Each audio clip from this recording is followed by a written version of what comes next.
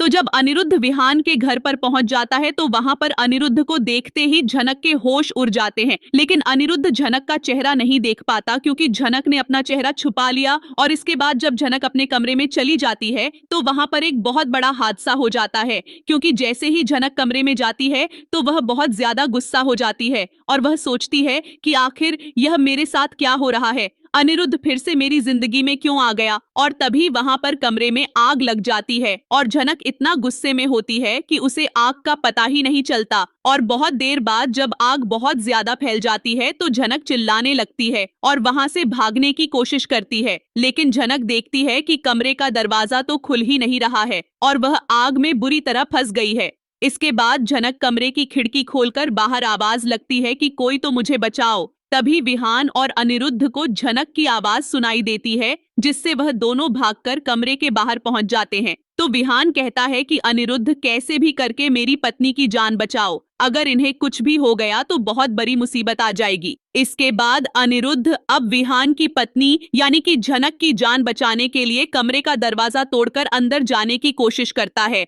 और अनिरुद्ध कमरे के अंदर जाकर जब देखता है तो अनिरुद्ध के होश उड़ जाते हैं, क्योंकि अनिरुद्ध देखता है कि वहां पर नीचे झनक बेहोशी की हालत में पड़ी हुई है और उसकी हालत बहुत ज्यादा खराब हो चुकी है। उसके कपड़ों में भी आग लग गई है। यह देखकर अनिरुद्ध की दुनिया ही हिल जाती है और अनिरुद्ध के सामने झनक के नए रूप का राज भी खुल जाता है।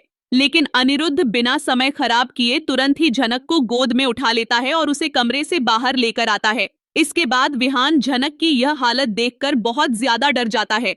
लेकिन अनिरुद्ध जब विहान से पूछता है कि क्या यही तुम्हारी पत्नी है, तो विहान बता देता है कि हाँ, यही मेरी पत्नी है।